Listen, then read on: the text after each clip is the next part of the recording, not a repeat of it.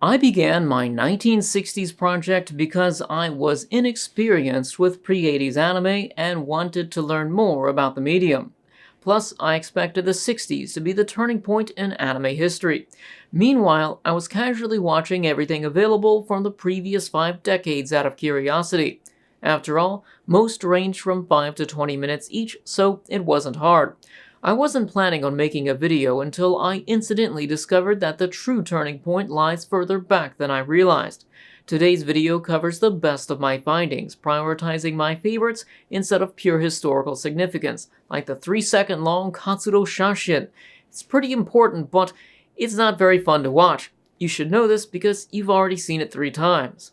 Because cells were expensive to import, some early animators used painted paper cutouts suspended on panes of glass, creating a similar effect to a multiplane camera.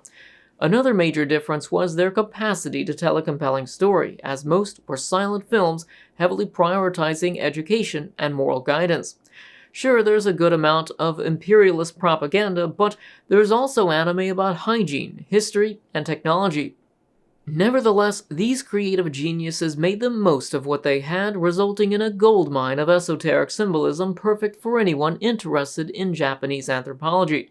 For example, my previous video covering 1945's Momotaro, Sacred Sailors, discussed his origins and folklore, but many early anime are saturated in similar references, like old stories, tengu, or yokai. Perhaps the most iconic aspect of early anime was its anthropomorphic characters.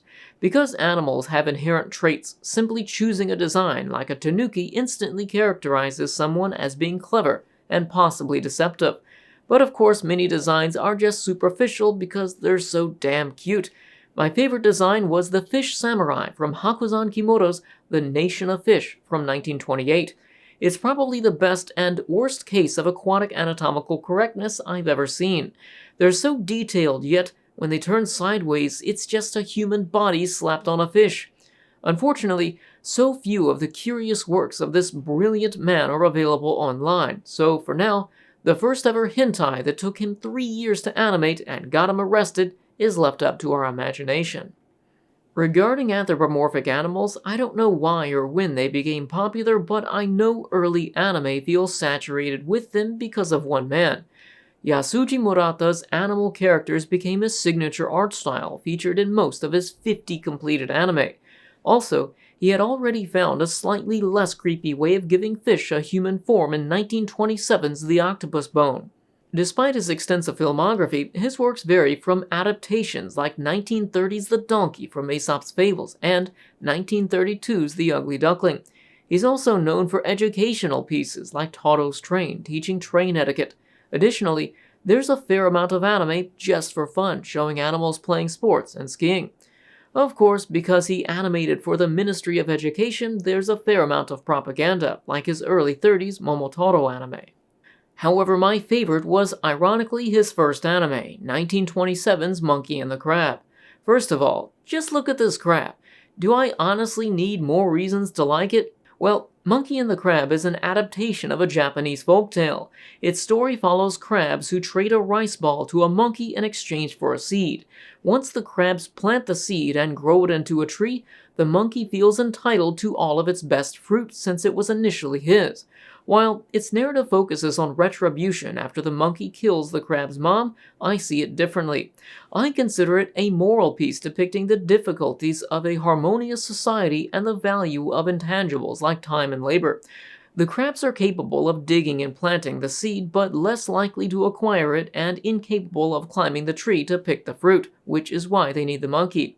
Although the balance of their skills is enough for a comfortable coexistence, greed jeopardizes everyone's well-being. While Yasuji Murata may have created the most early anime, Nobuhiro Oofuji was actually my gateway. Considering I began watching these randomly with no background information, his art felt more technical and complex than anything I had seen from that era. What set Oofuji apart was that he meticulously layered Chiogami cutouts for a sharper and more precise design. As I watched more of his works, I was amazed by 1924's The Slow Old Man, an early test animation only 2 years before honing his signature style. Even though it's only painted paper, there's depth as you can see cars pass by on the other side of a bridge. As his style evolved, he became famous for what's also my favorite of his works, 1926's Burglar of Baghdad Castle, inspired by the 1924 movie The Thief of Baghdad. I loved how the tree stalks and their grouping of leaves were individual cutouts, and how the chiogami paper perfectly suited ornate kimono and umbrella designs. However, the most impressive feat was the sheer volume of characters on screen at once during the battle. It's just a shame that they couldn't capture Oofuji's chiogami animation in color.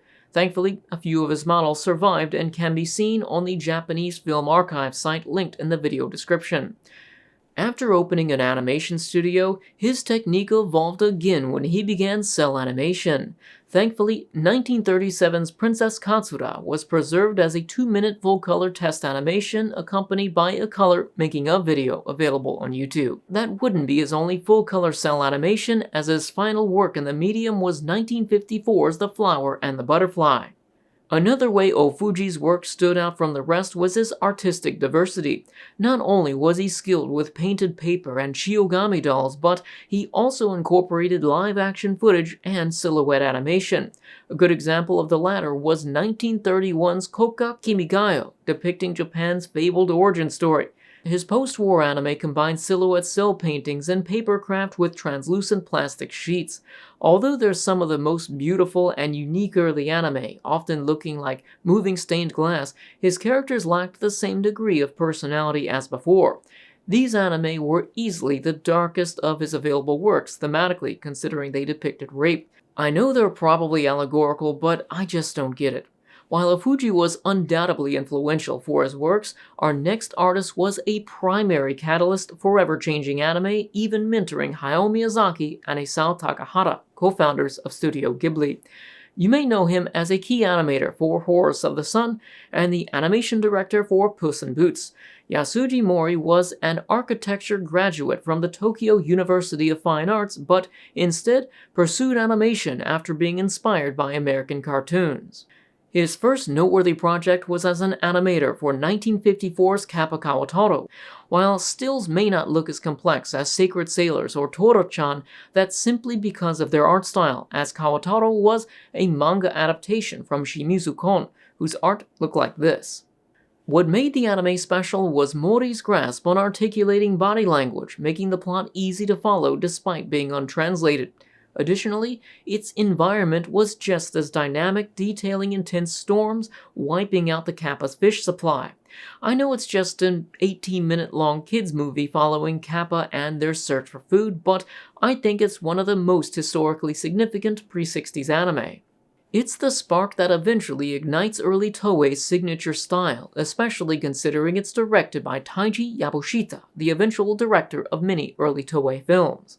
Following Kappa Kawataro, Mori once again worked with Yabushita on one of my favorites from the 50s, the Black and White Woodcutter. It's a moral piece depicting two woodcutters with different outlooks. One is greedy, killing every animal he can find, while the other lives in harmony with them. I know it's realistically harder for a hermit to survive the winter, but there's no way he needs to kill the bear, fox, and squirrel within 2 minutes. Comparatively, the other woodcutters allow the animals into his home and they survive the winter peacefully. Perhaps the bear farts alone were enough to keep him toasty until spring. It's a story of living in harmony with other life, whether human or nature. Speaking of nature, the beautiful environmental effects return, creating an ASMR-like feel as the snow peacefully falls and crunches beneath the character's feet. The Black and White Woodcutter perfectly represents the best of what pre-60s anime offers because it's a 16-minute, silent, moral story depicting anthropomorphic animals and personified concepts like the embodiment of winter in its second half. But unfortunately, there's a reason why I'm giving it so much praise, and that's because it's a much better total package than subsequent Toei films Mori would work on. Toei's first feature-length film was 1958's Hakujaden, a retelling of the Chinese white snake folktale.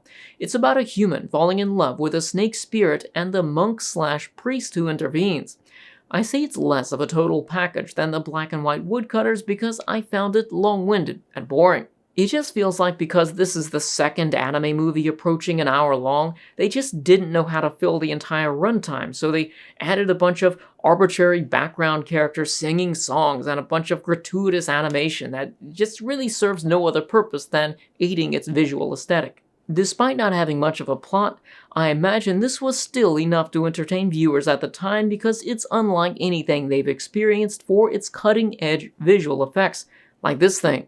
I don't even know what it is, but I've seen enough pre-60s anime to know that nobody else did it. They also made the monk's orb light up like a console in Star Trek, but a decade earlier. Regarding its cel-animated visuals, it was easily the most beautiful anime of all time. For example, scenes where the couple casually stroll by a lake are shown through its reflection, or how the city looks so detailed, creating the impression that they could have used real photos or a map as reference.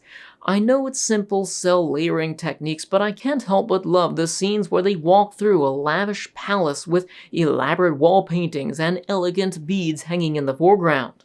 Although it has modern appeal for its historical significance and remastered visuals, it's my least favorite interpretation of the Whitesnake story, my favorites being Jet Li's movie, seconded by this CG movie. Mori would later direct and animate 1959's Koneko no Studio, another of my favorites. While it's not as morally complex as Black and White Woodcutter, it's probably aged better for its simplicity, as it's just a 15-minute comedy following a frustrated cat with his difficulties directing movies. As a result, he replaces all the variables with machines, including his actors. It's one of the earliest anime I actually found funny, as his plans backfire, gradually sending the studio deeper into chaos. It's also the earliest I can remember seeing a smooth perspective shift as the camera appears to pivot in its final shot.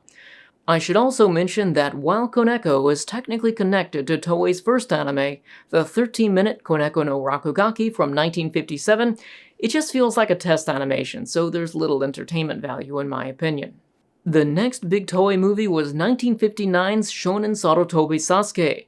Like Hakujaden, Sasuke was another groundbreaking anime with stunning visuals that still suffers from the same narrative issues as Hakujaden. It's basically about a boy whose friend animals fight over a potato, then get chased by bees, then get swooped up by an owl, then dropped off into a water where an ancient witch in the form of a giant salamander conveniently waits. This encounter inspires the boy to learn magic and confront her, so that's what he does. It's another case of gratuitously filling large swaths of empty runtime with beautiful visuals. Although I think Hakujaden looked better 90% of the time, the background art was on another level here, considering how detailed its rocks and trees were. Also, the fight animation was easily the best in anime at that point, so despite not enjoying either Toei film, I'd say Sasuke is likely the better choice for modern viewers. Of course, that's not intended to diminish their historical value, but this is an anime review and recommendation channel, and I honestly didn't care for either. Lastly, I wanted to share some of Ryuichi Yokoyama's works, as he's responsible for another one of my favorites. 1957's Fukusuke depicts an adorable little frog we should all aspire to become. Since birth, his world has been turned upside down, or at least his body has. Everyone tries to help, like tying helium balloons to him, but they're just making it worse. However, little Fukusuke goes with the flow and enjoys life regardless of his circumstances, and there's quite a few of them, as they try increasingly invasive techniques to compensate for his gravitational disposition. 1959's Hyotan Suzume maintains the same quirky frog characteristics, but sadly falls into the same category as the Toei movies and is also untranslated. It's visually interesting considering how dense and active some scenes were. Sadly, to my knowledge, there's no more of these little frog anime, but his style may live on in subsequent 60s anime that I haven't seen yet. Hopefully, more on that in my beginner's guide to 1960s anime. Hopefully this beginner's guide provides enough information to decide whether you're interested in checking some out. If so, this is the order I recommend for stylistic evolution and optimum enjoyment. If you're interested in further education or watching some of these, check the links in the video description. The Japanese Film Archive was my greatest source of information, though they don't have everything. Their streaming catalog covers most of available works from 1910 to 1949, and the rest you can find on YouTube. If you decide to check out any of these, come back and share your thoughts. A special thanks to everyone listed here for supporting the channel on Patreon, especially Nea-chan for 3rd-tier support. If you'd like to support the channel, you can join them in the credits or, more importantly, hit the like button and leave a comment. Thanks for watching. I'll see you soon with my review of Tetsujin 28.